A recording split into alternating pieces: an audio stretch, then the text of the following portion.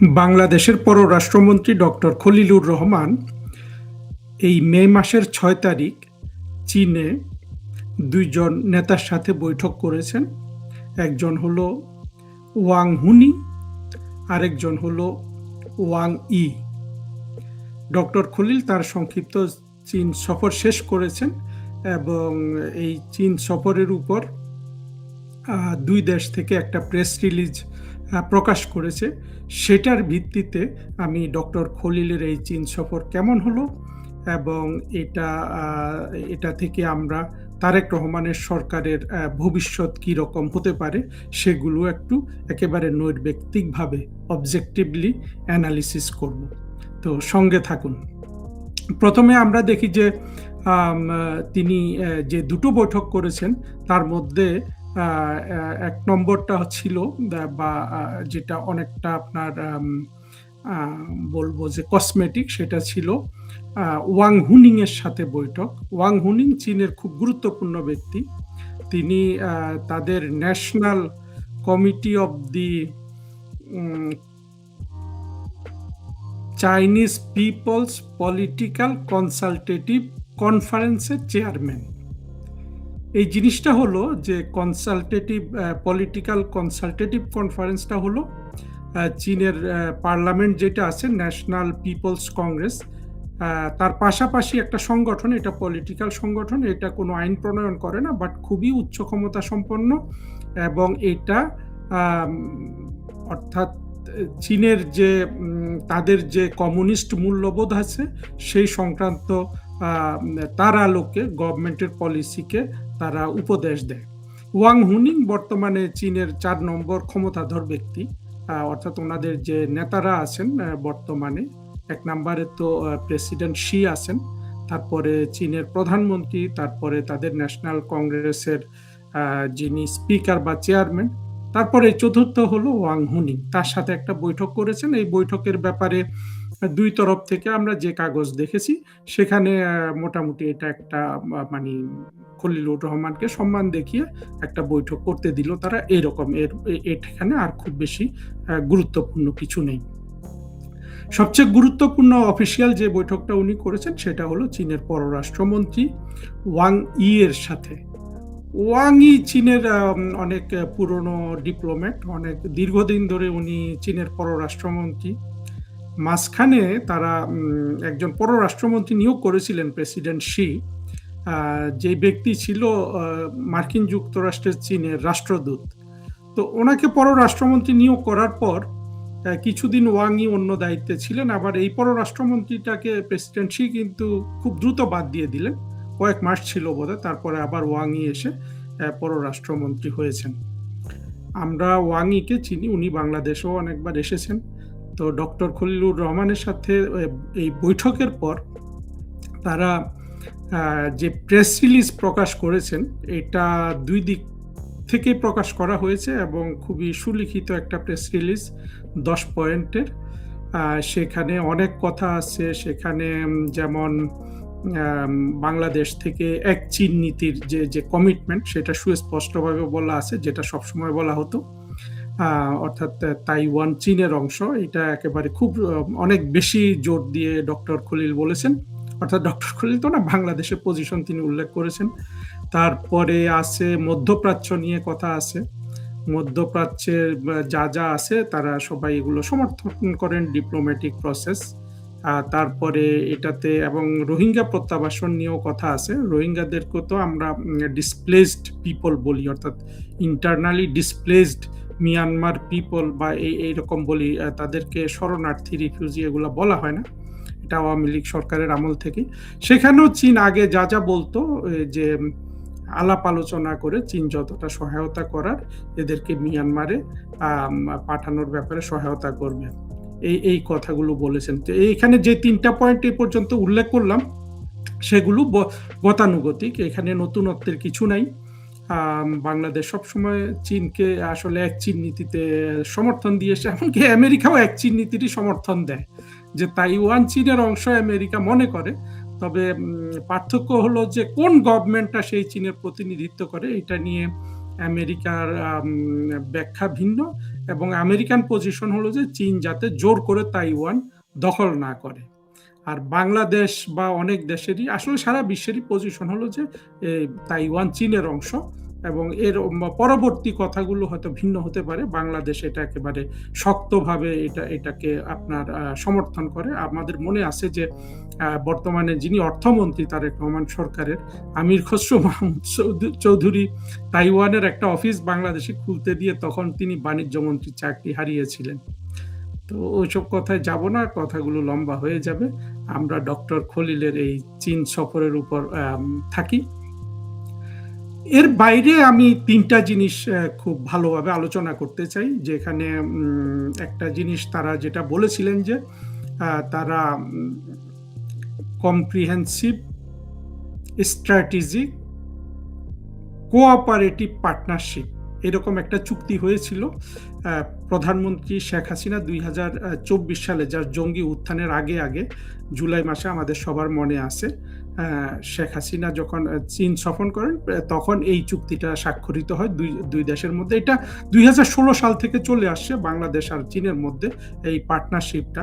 তো 2024 সালে এটাকে বেশ এই নামটা দেয়া হয় যে comprehensive China Bangladesh comprehensive strategic cooperative partnership. Bangla করলে কি হবে দেখি চেষ্টা করে, যে চীন এবং বাংলাদেশের মধ্যে সর্বাত্মক মানে একেবারে সব ধরনের স্ট্র্যাটেজিক কৌশলগত, যেখানে সাধারণত আপনার মিলিটারি যুক্ত হয়, স্ট্র্যাটেজিক কোঅপারেটিভ এবং সহযোগিতামূলক পার্টনারশিপের বাংলা হতে পারে অংশীদারিত্ব, অর্থাৎ চীন এবং বাংলাদেশের মধ্যে সর্বাঙ্গীন কৌশলগত সহযোগিতামূলক অংশীদারিত্ব। এটা শেখ হাসিনা এবং প্রেসিডেন্ট শি এর মধ্যে প্রতিষ্ঠিত হয়েছিল 2024 সালে। সেই ব্যবস্থাটাকে এগিয়ে নিয়ে যাওয়ার অঙ্গীকার আছে। তারপরে একটা জিনিস আছে, সেটা হলো তিস্তা প্রকল্পে বাংলাদেশ চীনের দুটো শব্দ আছে।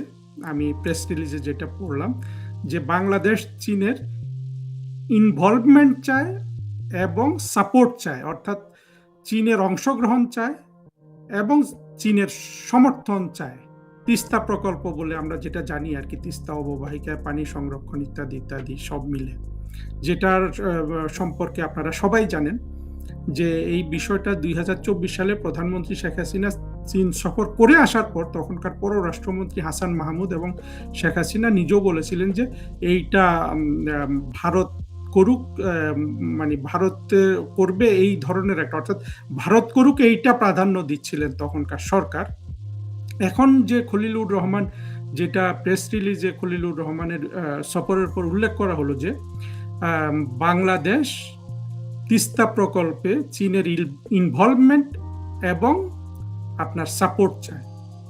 তো ইনভলভমেন্ট অ্যান্ড সাপোর্ট মনে হচ্ছে খুব সতর্কভাবে শব্দ দুটোকে উল্লেখ করা হয়েছে, অর্থাৎ এটার মানে করলে এরকম হতে পারে যে ইনভলভমেন্ট সাপোর্ট, অর্থাৎ এইখানে এই কথাগুলো একটু আপনার অস্পষ্ট রাখা হয়েছে। আমার ধারণা খলিলুর রহমান সাহেব অত্যন্ত সতর্কতার সাথে এই দুটো শব্দ উনি সেখানে প্রয়োগ করেছেন। আপনারা বুঝতেই পাচ্ছেন যে তিস্তা প্রকল্প তো একটা সেনসিটিভ ইস্যু, ভারতের জন্য এটা এক ধরনের দুশ্চিন্তা, চীনের এখানে অতিরিক্ত আগ্রহ, এইটা নিয়ে আমার মনে হয় যে খলিলুর রহমান সাহেব এখানে একটু সতর্কভাবে শব্দ প্রয়োগ করেছেন। এটাও আমার কাছে এটা ভবিষ্যতে কোন দিকে যায় আমরা তো খেয়াল রাখবো। পরের যে অংশটা আমি একটু পড়বো প্রেস রিলিজ থেকে, সেটা না পড়ে মুখস্থ বলতে পারছি না। যেটা আমার কাছে সবচেয়ে মনে হলো যে খলিলুর রহমান সাহেবের ভিজিটের সময়, অর্থাৎ এই প্রেস রিলিজ তৈরি করার ক্ষেত্রে যে বুঝে বা না বুঝে বেশ আমি বলবো যে চিন্তা করার মতো একটা বিষয় সেখানে আছে। তো আমি এখানে খুলে রেখেছি, একটু পড়ি। সেটা বলা হয়েছে যে 4 নাম্বার এই প্রেস রিলিজের আপনারা ফরেন মিনিস্ট্রির ফেসবুকে এটা পাবেন। সেখানে বলা হয়েছে, China reiterated its support for Bangladesh in safeguarding its national independence, sovereignty, and territorial integrity, and reaffirmed its respect for the development path independently chosen by the people of Bangladesh, suited to its own national conditions. এখানে আম, এই জায়গাটায় খলিলুর রহমান সাহেব তো পাকা লোক, ধরতে পেরেছেন বা পারেননি সেটা আসলে সেই তর্কে যাব না।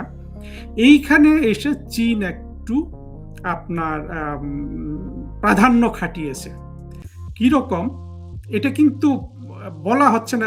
ওই প্যারাগ্রাফেই বাংলাদেশ অনেক কিছু বলেছে, যে আমরা তাইওয়ানকে চীনের অংশ মনে করি, চীনের সরকারকে তাইওয়ানের সরকার মনে করি, অর্থাৎ প্রেসিডেন্ট শিকে তাইওয়ানেরও প্রেসিডেন্ট মনে করে বাংলাদেশ, ঠিক এই রকম। এবং এর ব্যাপারে জাতিসংঘের সাধারণ পরিষদের যে আপনার যে রিজলিউশন আছে সেইটাকে বাংলাদেশ সম্মান করে, এগুলো আছে। খুব একেবারে চীনের মনের মতো করে কথাগুলো বলেছে।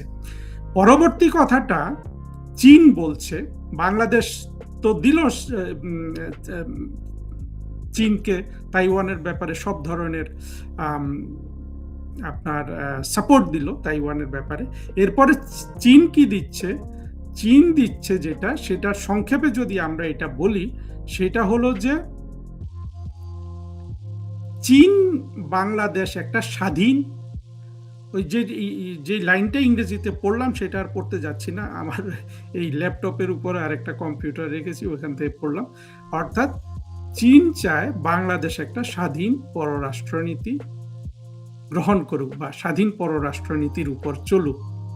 এই জায়গাটা হলো যে আমি মনে করি যে পুরো এই প্রেস রিলিজ থেকে আমরা যেটা জানলাম, সেইখানে চীন বাংলাদেশকে ওই জিনিসটা স্মরণ করিয়ে দিয়েছে, যে ইউনুস যে দেশ বিক্রি চুক্তি করে চলে গেছে, পরবর্তীতে সেখানে বলা হয়েছে না যে এখন থেকে আমাদের মিলিটারিদের জন্য অস্ত্রপাতি এগুলো মার্কিন যুক্তরাষ্ট্র থেকে কিনতে হবে, মার্কিন যুক্তরাষ্ট্রের সাথে 2টা সামরিক চুক্তি করতে হবে, এইসব জিনিস আছে। তো ওই জায়গায় আপনার এসে দেখা গেল যে চীন এই মানে যেই কাগজটা প্রকাশিত হয়েছে, সেই কাগজ বলতে এখানে কি একটা প্রেস রিলিজ, অর্থাৎ প্রেস রিলিজ মানে হলো যে তারা দুই পক্ষ এই জিনিসগুলোর প্রতি একমত হয়েছে, এগুলা তারা সাংবাদিকদের জানাচ্ছে।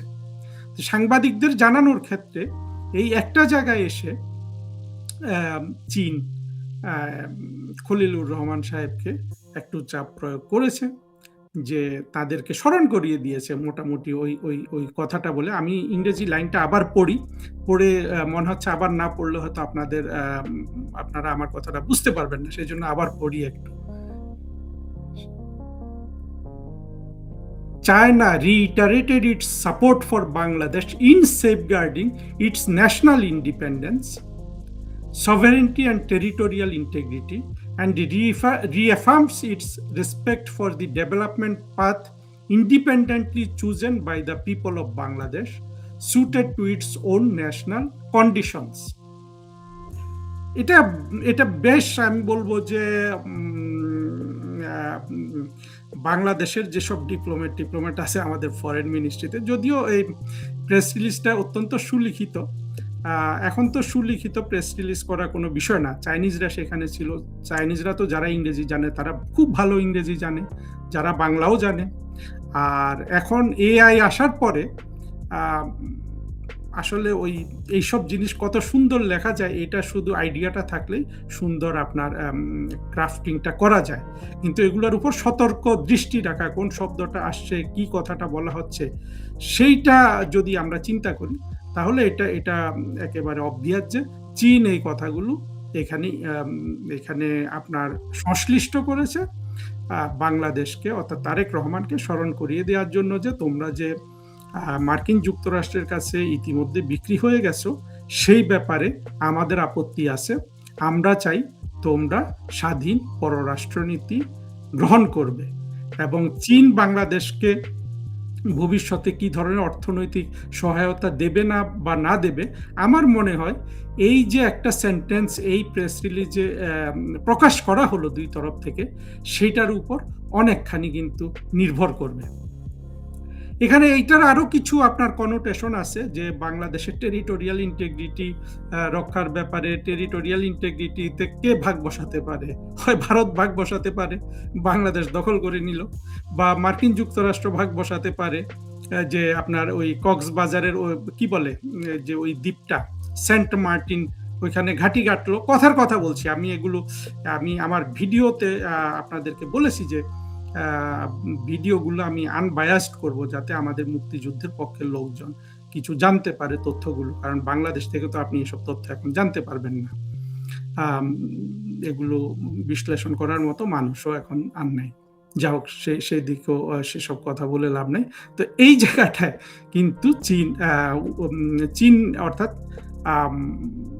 এই বাংলাদেশকে কিন্তু যে জিনিসগুলো কিন্তু চীনের রাষ্ট্রদূত ঢাকা থেকে আগেই বলছিল যে মার্কিন যুক্তরাষ্ট্রের সাথে অর্থাৎ চীন এবং বাংলাদেশের মধ্যে যে সম্পর্ক, তার মাঝখানে যদি মার্কিন যুক্তরাষ্ট্র এসে দাঁড়ায়, তাহলে সে সম্পর্ক আর উন্নতি হবে না।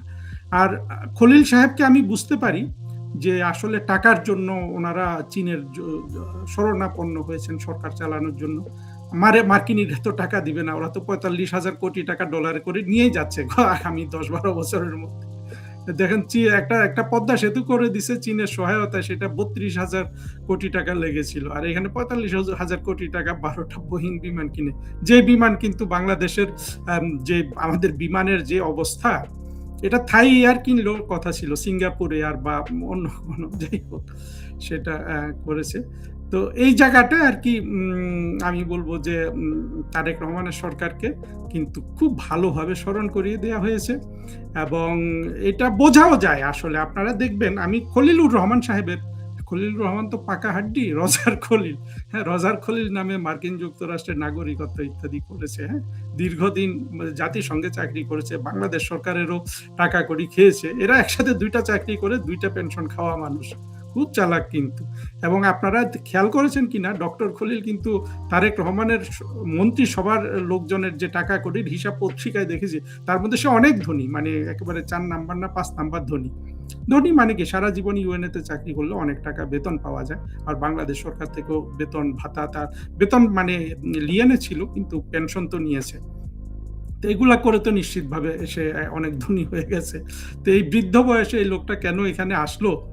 এই খলিল সাহেব, আমি গত ১৫-২০ বছর শুনেছি যে আওয়ামী লীগের সাথে তদবির করে যে পররাষ্ট্রমন্ত্রী হওয়ার জন্য, তার জীবনের একেবারে আপনার স্বপ্ন বাংলাদেশের পররাষ্ট্রমন্ত্রী হওয়া। এবং এখন তো বোঝা যাচ্ছে যে ইউনূসের সাথে তারেক রহমানের সংযোগ ঘটানোতে এই খলিল যথেষ্ট ভূমিকা পালন করেছে। ইউনূসকে হয়তো ভয়টাও দেখিয়েছে যে আপনি জামাতের সাথে না গিয়ে তারেক রহমানের হাতে ক্ষমতা দিয়ে দেন।